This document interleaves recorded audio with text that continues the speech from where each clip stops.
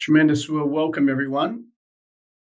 Welcome to our monthly webinars where we're focusing on all themes that link in not just with leadership, but with management and sales, and largely focusing on developing leaders and developing managers as well. My name's Greig Ward. I'm the content manager and the learning and development manager at the marketing and sales group, where over the last few years we've developed some programs that have proven very probably not just popular but also effective in companies small and medium, and in the spaces not only within sales but also within the realms of recruitment and marketing, automotive, retail. So as I suppose a lot of us know, within the space of leadership and sales and management, there are many commonalities, and we're going to look at some of those today. So for today's session, what we're going to look at is diving in to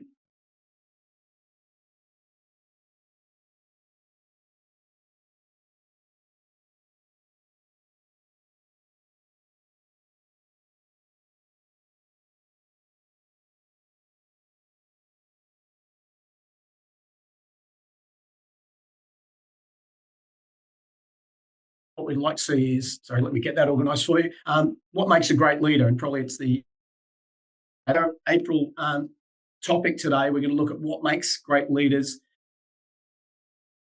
out of our leadership programs that we might be developing. One of the programs that go through, just to share with you where a lot of the content's coming from today, is what's evolving leadership program as 4 modules, and they sort of build upon each, not putting wet cement on wet cement, as many people say. So it's research-driven content as well, and contemporary examples. The 4 modules you'll see there as individual sessions, and typically those individual sessions are about an hour in length. We're going to put a bit of this, bit of touch and feel of how this might look at. We're going to look at leadership competencies today. Styles and models of leadership incorporate both historical and modern, and some of the challenges that are facing leaders of today there. And I know we've got people today from different professions and different sectors and different industries. And our goal is to try and make it as relevant for you and ideally as punchy, and give you some takeaways for today as well as some models and some examples that might tie in with your current leadership challenges or your development. Or I know some people are HR managers and developing people within their respective organisations. So to kick us off today, what I'd like to start to get you involved is using the chat function. If you could type in a leader, who's a leader from any field or discipline who you find admirable, right? So a leader who you find admirable and why you find them admirable. So I've given 2 examples there, somewhat generic for the first one. Might be someone like the Dalai Lama, a global leader, and the reason why might be he's a peace advocate. Another example might have someone like a Melanie Perkins, who in Australia here we call her a unicorn, which is a female under 35 billionaire self-started. So rare she's in, but she has amazing entrepreneurial drive. So if while we're presenting today, if you could think of anyone that you know that you think, who do you admire as a leader? And it can be anything from your favourite sports team all the way through to a parent, right through to some historical examples. And what is it that you admire about them and that makes them stand out as a leader for you? Because within that, what we're finding is sometimes what you're looking for in leaders as well. So I'll come back to that in a moment in the chat, but feel free to type that within the chat and I'll keep pushing along. In the background, also in the chat too, if you have any questions, as we have Jenny Todd in the background, if you have any questions, please feel free to put them in the field there, and we'll address those as we can as well. Because in a webinar, we don't have access to the microphones, etc., which allows us to keep moving. So why are we studying leaders, and why is it necessary to study leadership? Because largely, if we look at what has happened before us, we don't tend to make the same mistakes. We can springboard on the learnings from others that have taken place before us, their successes and their failures, and we can start to utilise some of the tools that they might have had available to them and enhance those tools for ourselves and for our teams. So in other words, as was once mentioned, I think it was it might have been Franklin when he was elected to the Royal Society as the president. And in his speech, he mentioned if I stand here greater than others, it's because I stand on the shoulders of giants. And we all stand on the shoulder. We're all in roles today because someone did harder yards before us. Even entrepreneurs have had entrepreneurs before them to shape their way. So let's have a look at some historical examples. And this is one we look at in one of our programs in our Developing Manager program. We look at a contrast in leadership styles. On the left-hand side there, you'll see these are what we might call the romantic period of exploration, and not always romantic, but it was considered that at the time. On the left, you have a gentleman by the name of Sir John Franklin, right? And we're talking 1845 here. And his expedition, he was leading an expedition to try and find what was called the Northwest Passage. The Northwest Passage was a route that was believed to have gone from the north of America, from Canada, right around to Europe via the Arctic Circle. Historically, we know it's icebound for a lot of the year, and satellite imagery tells us that, but that didn't exist in 1845. So it had been a challenge for a long time to try and find this Northwest Passage. And he took 2 ships and 129 men to try and explore and discover this Northwest Passage. On the right-hand side, you have an Irishman who took off from England, and in doing so, his goal was to get to Antarctica and to cross the Antarctic continent. So a trans-Antarctic expedition, it was called. And it was 1914, and he went with 27 men. Apologies for the sexism of the time, but it's just the way it was. Sometimes how they ended up might not be a bad thing for us. So how did those 2 expeditions end up? Both were leaders, both were Arctic explorers, and one was an Antarctic explorer. They're both polar explorers. Sadly, what happened with Sir John Franklin's expedition, the ships became icebound. That's a commonality both expeditions had. So Sir John Franklin's team became icebound, 129 men, 2 ships. They became locked in the ice, and they were locked in the ice for a year. They then started to get some friction in the groups. There were some revolts, and they started breaking away and trying to find their own way on foot. Nothing was heard of them again until at least 3 or 4 years later. Some expeditions went sent to try and find them, and sadly, none of them survived. No survivors. And later, tests on the bodies found that there were signs of cannibalism. On the right-hand side, we have probably a happier story. 1914, 18 months locked in ice, 27 men, and Shackleton himself and 4 other men decided they had to do something about it, equipped a whaling boat, sailed to South Georgia Island, not far away, 750 miles from Antarctica, found a Chilean whale station, got their boat and seconded it, and went back, and he saved all 27 men. Now, the reason we study historical examples, there's a lot to be learned. There's some 70 years gap in between, and ideally Shackleton had read a lot, as most mariners did in those days, read about the exploration of others. And that's why we look at leaders historically, and historically, of course, is anything that's happened previously to today. So this is an example of what can happen. 2 people, similar minds, very different approaches to it. We won't go into their methodologies because there's not a lot of research. There's no findings on what happened too much on the ice with the ill-fated Franklin expedition. It's been documented and chronicled what happened with Shackleton, so we have a lot of examples from that. We also want to toss around today just quickly, what is the difference between management and leadership? And while we're not going to dissect it too much, it's important to understand a couple of key differences. There is an overlap between them, like a Venn diagram. That is where there's management and leadership, and there's some common traits, what we call points of parity. But there is more so points of difference. I love the quote on the left, doesn't mean you will, but there's a quote on the left that says, while managers can light a fire under people or put a rocket behind them sometimes, leaders have this ability to light a fire within. Managers are tasked largely with managing people, managing a task, managing a project, right? Managing a company. Leaders are expected to lead within.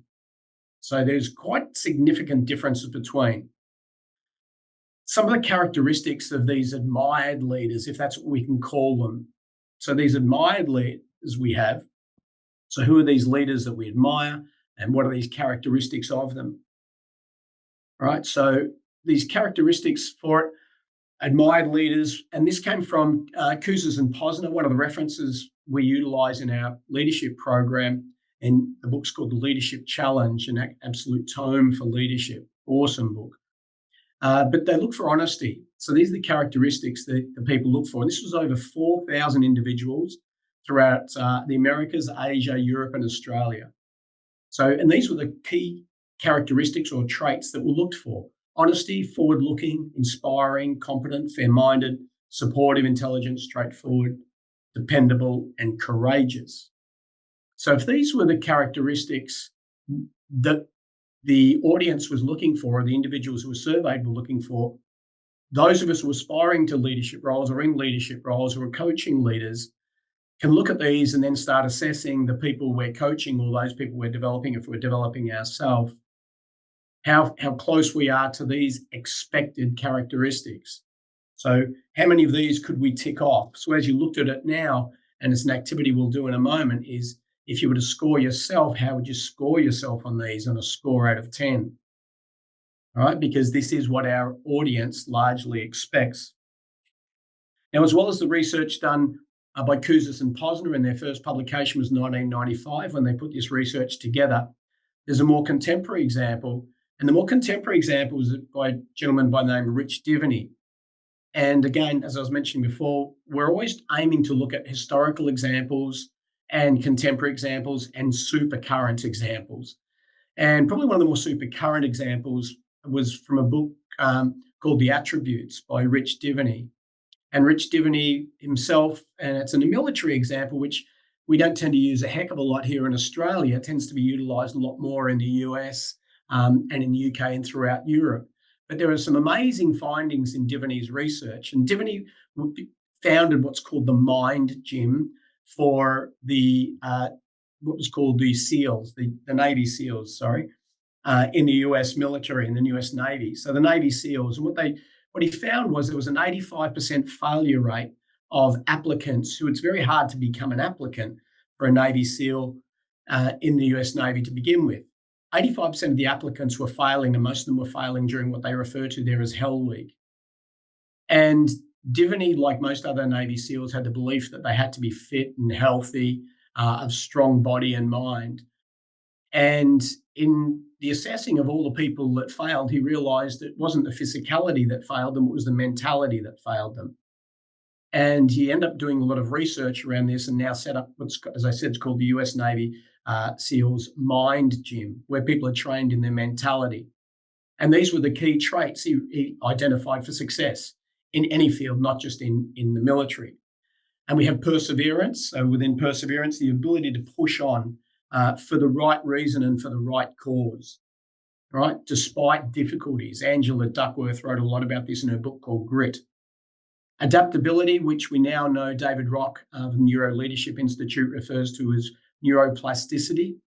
So the ability to adapt to the situation that's required at the time and be able to change your mind necessarily and not be too fixed in your mindset. Resilience, to be able to push through difficulties, very similar to the combinations of perseverance and resilience was a combination that Duckworth found in her book. Compartmentalization. Now, for those people who are coaching, I know there's some HR managers and some coaches amongst us. Compartmentalization is that trait or that ability to park something that's going to be detrimental to your thought pattern at any given time. For an example, if you forgot to feed the dog this morning, guilt trip aside, but to realize that most dogs are pack animals, they can survive quite comfortably for a day without food, even though Fido might be scratching at the back door. To be able to park that thought and not give it oxygen until it's necessary when you can do something about it is considered compartmentalization. Some of you might remember the work of Edward de Bono and his 6 thinking hats. So what hat is going to benefit you? Yeah, do you need to be analytical now? Do you need to be empathetic now? So knowing that what is of value to us and what could hinder us and compartmentalizing, so putting things in their place. Discipline tends to come through historically and modern. Situational awareness, we have 3 types of awareness in emotional intelligence. We have self-awareness, we have social awareness, and then we have situational awareness. So awareness of ourselves and how we react, and is that beneficial or detrimental? Social awareness, watching others and reading a room and reading others and their emotions and situations, and situational awareness, knowing when to speak up and when maybe not to, dependent on the situation, right? So adapting accordingly. And the last two, more modern, absolutely modern traits. Curiosity is considered one of the top traits of leaders of today. That is, they have the willingness to have a growth mindset, not a fixed mindset. I think all of us are familiar with the company Microsoft. We talk about that in one of our programs. The CEO, Satya Nadella, shifted the way their company leads and said, we're moving from a company of know-it-alls to a company of learn-it-alls. And that was with a lot of coaching and work that was done again by the Neuro Leadership Institute with Dr. David Rock, worth following up for those people who are into that, leading with the brain in mind, and has changed the way that Microsoft does their leadership program from a 13-page brochure to 3 key principles now. And empathy, which is absolutely essential today, being empathic to our teams and empathic to others that we're working with or our clients or customers. So as well as these, within all of our programs, within each of our sessions, and webinars don't have the high interactivity, as you're probably aware, that as hopefully you're eating a lunch or having a coffee watching this, or somebody will be watching the recording.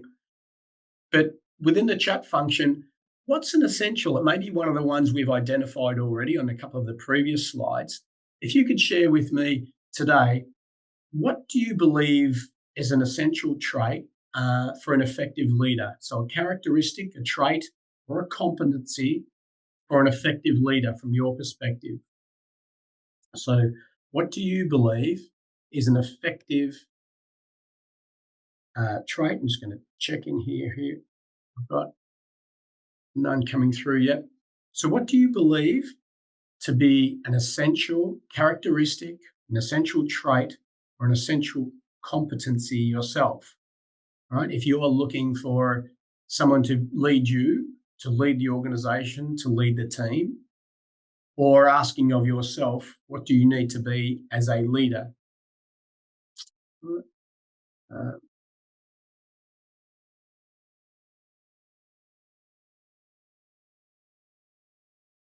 Thanks, Emily. Clear at communicating with the team.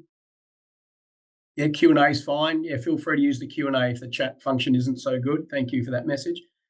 Clear at communicating with the team. Transparency in communication. Thanks, Emily. Transparency has probably become since the 2000s, and I'm not going to be disparate towards the group. People like to label them, but might be labeled as millennials now. Expect transparency, as we probably should have 20, 30 years ago, but they expect to have a greater visibility of what's going on and why. Alina, thank you. Being authentic in yourself. Yeah, Brene Brown's work is awesome in that space there. Resilient, there's that word, brave, and a clear communicator. The bravery, I'm not sure if you're familiar with the term, Alina, we call it professional courage. So bravery for your team, speaking up for the right reason, have the comfort to be able to speak up, and the psychological safety is another key component as well. So creating leaders who create teams that are psychologically safe are higher regarded than those who don't. Thanks, Emily and Alina, and for those who can put in there. The next exercise we do, it's one exercise, and I'm moving steadily through, so apologies, but I'm aware of the time frame, and I do like to squeeze a lot into a session there, so we appreciate your time. But once we've identified these elements, if and when we've identified them, how would we rate ourselves? So the question we have to put to ourselves is, if we consider these to be traits that are of value or absolutely essential in leadership, can we then say, well, how would I rate myself? Between 1 to 10. All right. So how would we consider ourselves in this instance here? If you just put in the Q&A is probably easier. Sorry, Alina, I don't have the chat functionality here to chat within the webinar. Sorry, it's one of the constraints of a webinar. So how would we rate ourselves, and do we identify any disparities between it? All right, so if we might say that we rate transparency extremely high, yet we only give ourselves, we sometimes keep quite a few things from our team members. We think we're keeping it for the right reason, but is it the right reason? Is it just bureaucracy? So how would we rate ourselves? Is that if there's a disparity, we start getting a difference between self-awareness and self-management. That is, I know I should be doing something, but I'm not. And we want to minimize those disparities. So we get consistency in the way we think and consistency in the way we act and behave. Another tool we use here, and this tool, some people used to refer to as a spider web chart, largely because of the shape of it, and we shade the areas accordingly. Here are 8 traits we've used. It's a selection from one of our other programs or one of our other modules within the leadership program, where we ask the delegates to identify 8 of the key competencies they believe that are essential for effective leadership. And they place them around accordingly. And this person, this instance, chose these 8 here: positivity, humility, solution-focused, being knowledgeable, their integrity, being able to empower others, empathic, and trust. And then from there, we asked them, so if they're the key areas, would you rate yourself out of 3, 1 through to 9 again, or 3, 6, and 9, low, medium, or high? And what we identify is where, again, is the disparity. If we believe these are essential qualities and essential traits, how do we rate or score ourselves according to these traits? And so a really simple tool we also use in our sales coaching program as well. We put sales competencies around the outside, and then we get the manager or the leader to assess someone, and then we get the individual to assess themselves. It can also be used like a 360-degree tool, very simplistic, but a tool we use within some of the programs. One trait that is absolutely essential, and it's probably an outlier in many ways because it's consistent across most programs and it's consistent across most thought leaders, that's the role of trust within leadership. And I want to share a formula we discuss within our programs as well. And we sort of dive into this in the early stages of our leadership program. And how trustworthy are we? All right. So how trustworthy are we, or how trustworthy is the leader? And how do we assess trustworthiness? Have they upheld our trust in the past? Have they failed on upholding the trust? So what we call a formula for this in many ways, it's called the trust equation.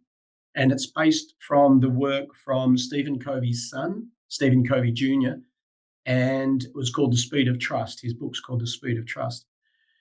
So the trustworthiness equation is based on how credible you are. So what is your strength in your field? Do you have the necessary experience, maybe qualifications in that? So do you have the credibility?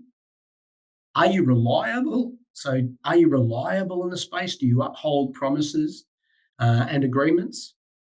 And how intimate? The intimacy is how much you care for your team members, your level of care for others in the team or your colleagues. So how credible are you? So how good are you in your lane, as we might say? Authoritative might be another way to look at it. How reliable are you? And how much caring is there for you? Now, add all these together. Now, again, it's not easy to pluck numbers, but we add these together. Are they high, medium, or low? And then it's divided by the denominator in this instance, which is your self-orientation.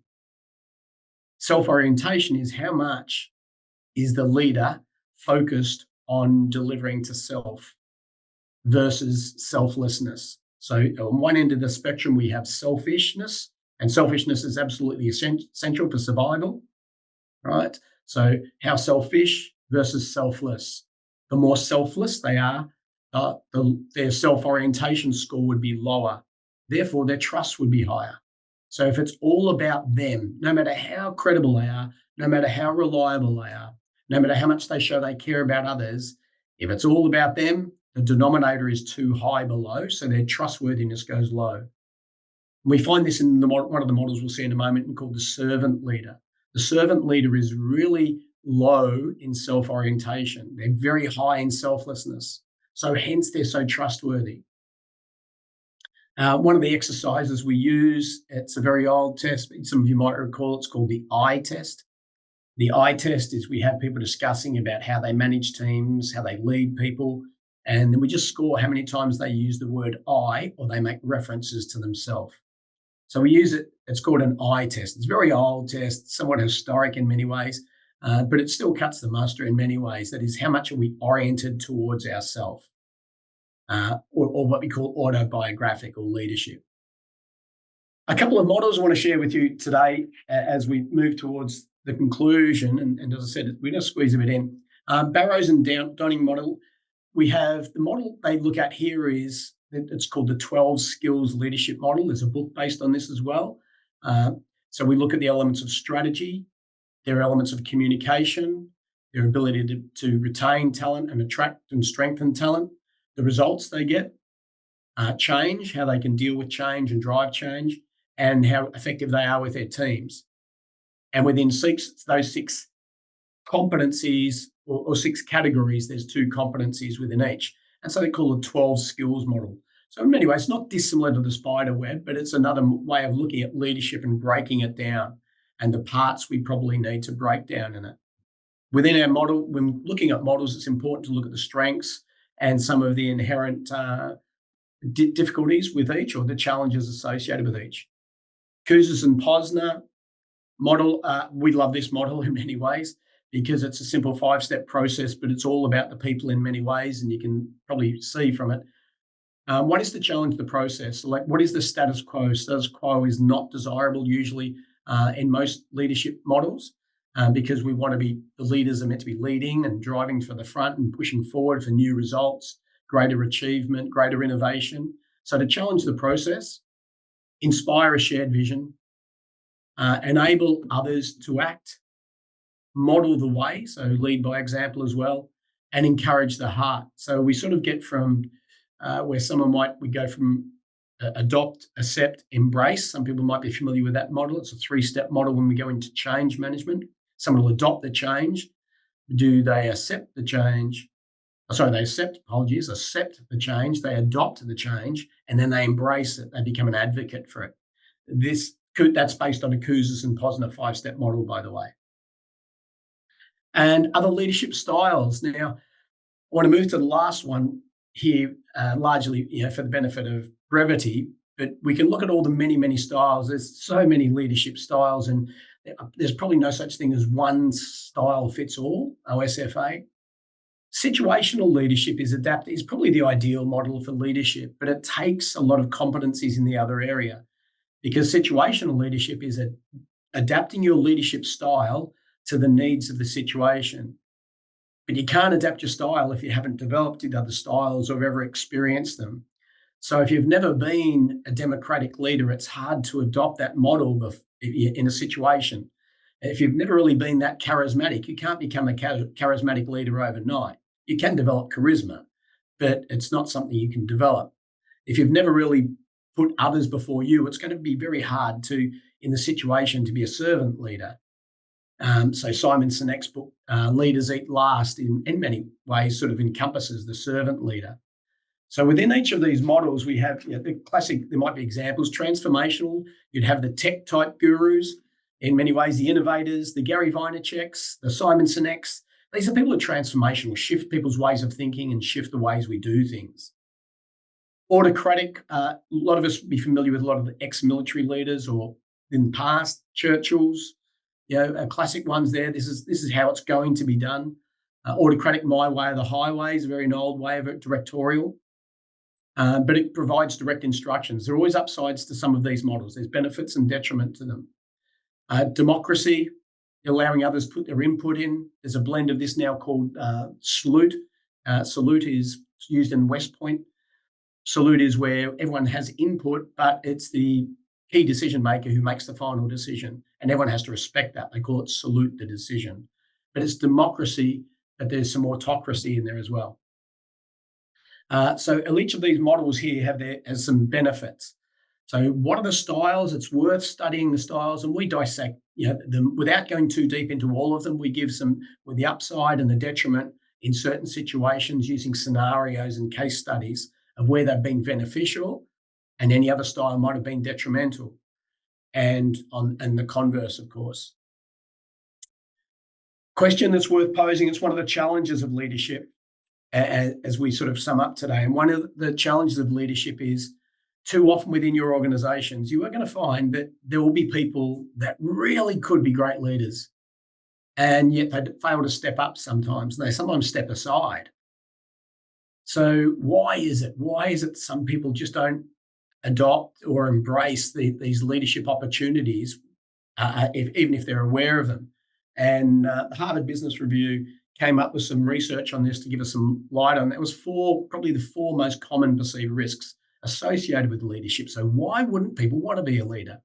And some of us might already know the answer to this, but one, the risk to interpersonal relationships. They used to work with colleagues, alongside colleagues, and had healthy relationships that were very good balance between professional and personal. And they feel there's a risk to that. Second, a risk to their image. They don't like being viewed as a leader. It might take away from the image of the role that they have. Thirdly, there's more risk at the top end, and they might be blamed if they're in the wrong organisation. So they might not feel psychologically safe that they can take risks, and they'll be supported in their risks. And fourthly, this is for us, I suppose, those of us who have been in leadership roles before and may sit in them now, and that is we just don't make leadership look that attractive. So these are some we might want to consider to say, why aren't some people stepping up?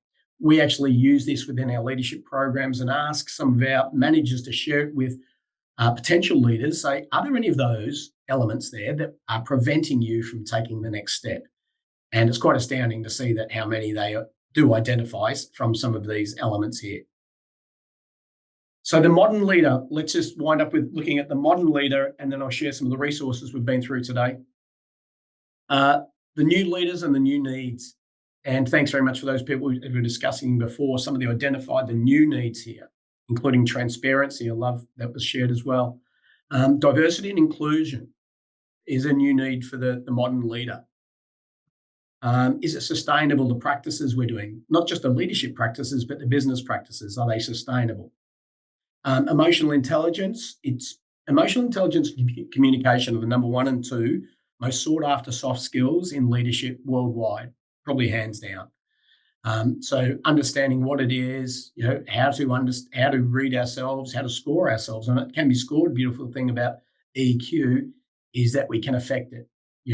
With a little bit of effort, we can make considerable changes.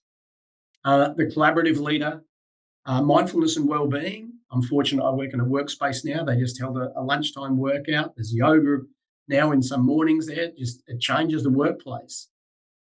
Data-driven decision-making. The world, especially in those involved in sales, will know there's a lot of data points. So being able to make decisions based on data sometimes, it takes out the person sometimes, and it focuses on the task. That's another model in leadership as well. And the ethics of leadership. So these are some of the challenges facing us going forwards in leadership. And we dissect these, of course, within our programs to give you a bit of a taste today.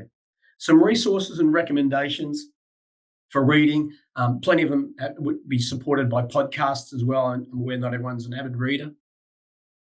Leadership Challenge was Kouzes and Posner there. I call the Business Bible the second one there. The 7 Habits of Highly Effective People, Stephen Covey. It's a tome, I believe. Simon Sinek's work, The Infinite Game, Leaders Eat Last. He's got quite a few. Brene Brown's work, especially in a space of vulnerability. Rich Divany, I mentioned, I've made reference to. Maxwell's work there, What Got You Here Won't Get You There. Great tip for a lot of leaders, so Irrefutable Orders of Leadership. And all the way through to Jim Collins' Good to Great. So there's some I'm happy to share with you today. Thank you for your attention today. Our next, I'm just thinking our next webinar will be in a month's time. And I should know the topic because I'll be running the topic there. Our next one, great teams. What makes great teams? I think effective teams. So teamwork. We're going to look at a lot of the work of Dan Coyle that he's done on the culture code and the talent code, and some of the research behind that. Some of the other examples I want to share with you today, if I just can. Some other books, great one. If you're into the Stoics, Ryan Holiday. Amazing what he does with the Stoics. 2,000-year-old wisdom put into leadership of today. The Obstacle is the Way is just one of his. Another awesome one. 15 Commitments of Conscious Leadership. Another great one there. There'll be a recording of this too. We'll be forwarding to 21st century necessity now, being aware of our bias, unconscious bias, how many of them we have, how it impacts how we lead. So unconscious bias, being aware of our bias and is it working for us or against us. And quite a contemporary author at the moment runs one of my favourite podcasts called The Learning Leader, which is Ryan Hawke. And this is one of his books, The Pursuit of Excellence. After interviewing some 400 leaders worldwide, he's got some good insights as to what drives positive behaviours. Thanks very much, everyone, for your involvement today and enrolling or registering, I should say. Thanks for it all. Our next webinar is on the 1st of May. Thank you, Jenny, for putting that in the chat there. Apologies, the chat was disabled too. I'm not sure as to why that happened. Thanks for your engagement. As I said, there'll be a recording of this, and we're doing one of these a month, trying to stick to the 30-minute time frame. Apologies for just going a little bit over today. Finished for today. Enjoy it all and appreciate your engagement and involvement. Thanks, everyone.